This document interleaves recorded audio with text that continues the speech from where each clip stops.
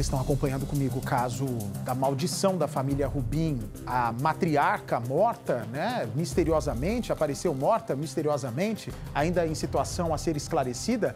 E as meninas da linha sucessória, a filha, né, a mãe da menina também, que herdaria todo esse dinheiro, foram mortas, apareceram mortas. Uma comendo pipoca, até agora não se sabe a causa da morte, e a Lilian, que é o caso mais intrigante de todos, foi espancada até a morte, uma senhora distinta. O que se comenta nesse momento e que é investigado também é que logo depois que a filha Jennifer morreu, a dona Lilian teria descoberto um plano que estaria em andamento para colocar as mãos na fortuna da mãe dela, dona Serafina. Acompanhe a reportagem inédita comigo, Brasil. O Cidade Alerta foi até Itanhaém, litoral de São Paulo, em busca de pistas sobre as mortes na família Rubim. Encontramos o endereço de Lilian, onde ela passou os últimos momentos de vida.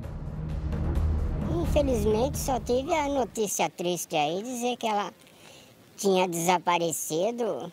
Eu vi os comentários também que na madrugada surgiu um pessoal que estava encapuzado. Neta, mãe e a avó Serafina morreram em menos de 2 meses. As 3 mulheres podem ter sido vítimas de um grupo criminoso. Um carro branco foi visto rondando a casa de Lilian. Observei um carro parado ali. Só que na hora que ele saiu 2 pessoas caminhando e entrou no carro, né? Aí depois eu fiquei monitorando as câmeras lá de cima de casa. Mortes possivelmente motivadas por dinheiro.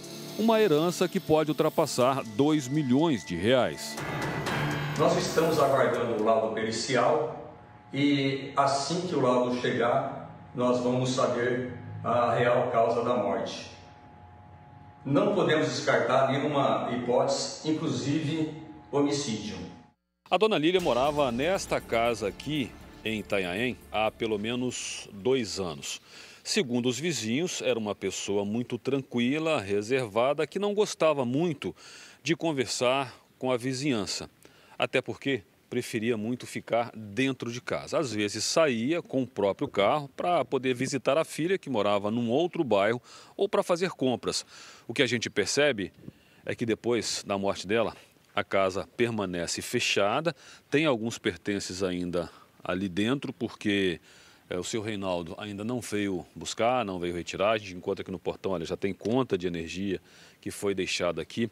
Alguns detalhes chamaram a atenção da vizinhança. Tinha um rapazinho que vinha com uma motinho, né, que disseram que são esse daí que fez a maldade, assim falam, né? E esse rapazinho, o senhor sabe quem era ou não? Não, não conheço. A polícia suspeita que o homem era Luiz, genro da Lilian.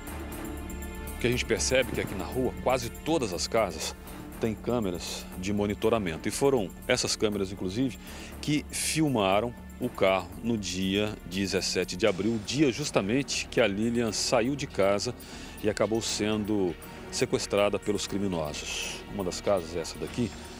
Vou tentar conversar com o vizinho. Bom dia, amigo. Beleza, amigo? Aguiar, TV Record, tá bom? A dona Lia vivia sozinha aí, né? Ela teve um companheiro aí uma vez, esse companheiro ele chegou a passar mal uma vez aí, a gente socorreu. E foi o primeiro contato praticamente que a gente teve, quando foi socorrer esse companheiro.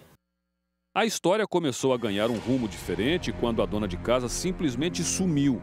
Mas como a filha havia morrido, os vizinhos pensaram que ela ainda estava de luto. Até por conta da morte, o pessoal pensou, bom, deve estar com alguma família, deve estar fazendo alguma questão do luto, né? O vizinho só estranhou o sumiço dela porque viu a casa aberta, o que não era costume de Lilian. Eu vejo aquele portão da casa dela aberto.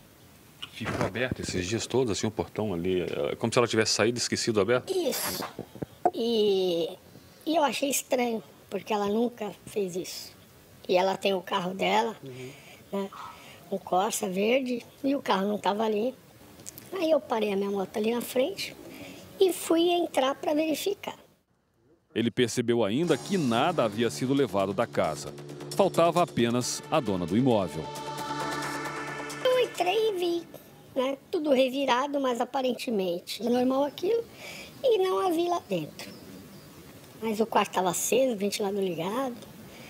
Foi muito estranho aqui. Talvez se a gente não tivesse ajudado, entrado nesse caso aí, tinha demorado muito mais para desvendar isso. O carro, um Cruze branco, foi filmado pelas câmeras da casa desse outro vizinho. Ele inclusive viu os 3 criminosos rondando a região, esperando o momento certo para atacar Lilian. Aí eu vi a hora que passou uma vez o carro e na segunda vez ele parou no meio ali, perto do hotelzinho ali, e desceu 2 pessoas. Vocês chegaram a reconhecer as pessoas? O senhor viu quem eram? Não, porque os meninos, acho que era menino, o formato dele, eles estavam de capuz, bem vestidos, sabe? São pessoas que a gente não vê por aqui, né? Esse carro não era costume de ser visto aqui, não? Não, esse carro não.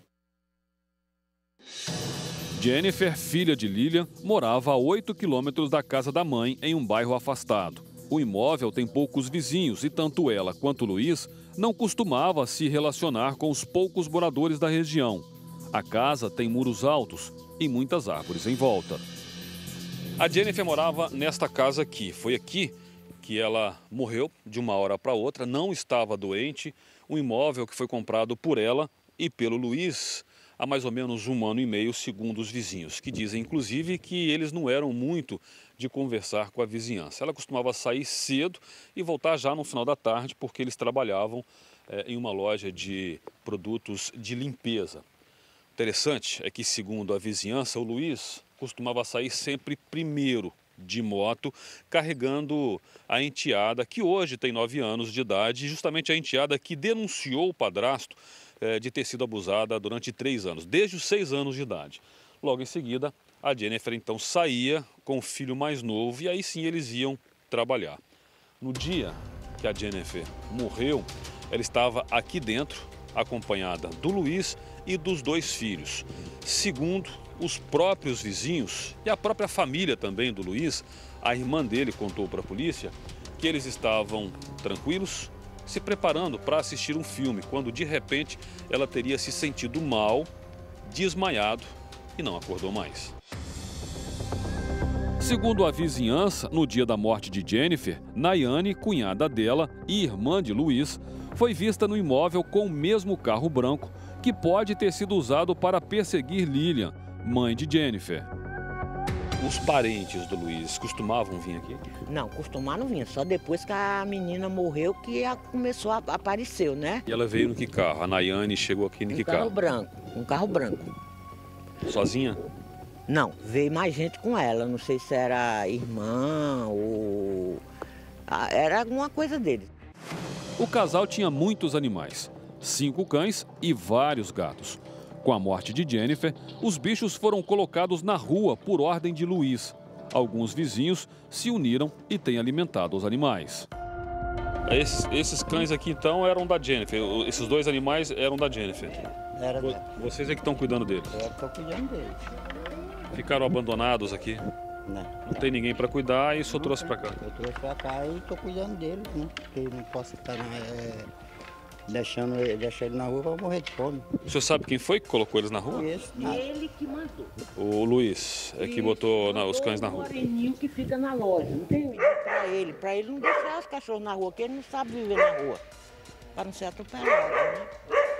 Aí o que acontece? Ele pôs para dentro. Aí depois ele mandou o moreninho vir de novo, abriu o portão e soltou os cachorros na rua. Os gatos dela estão soltos por aí? Os gatos pulam o muro, andam, mas daí eu ponho ração lá atrás, que dá excesso no meu terreno aí, dá excesso lá, né? Aí eles vão comer.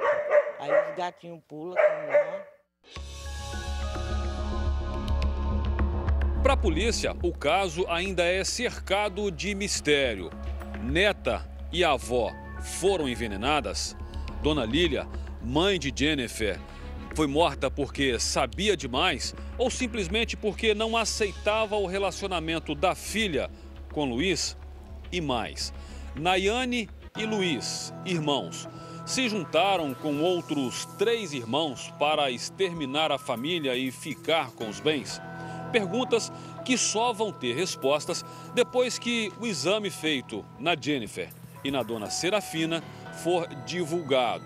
Só a partir daí é que a polícia realmente vai saber se houve todo um plano para que a família de Luiz ficasse com todos os bens da família Rubim. A polícia continua trabalhando para ver se as mortes das 3 gerações da família Rubim têm relação. E caso tenham, o que teria motivado os crimes? Desde o início, o setor de investigação de Itanhaém iniciou o trabalho de campo e nós logramos apreender o veículo utilizado para o crime e interrogar alguns envolvidos. Estamos trabalhando em conjunto com o delegado titular do 37DP, Dr. Fernando, que está fazendo um excelente trabalho, e eu acredito que dentro dos próximos dias os envolvidos estarão presos.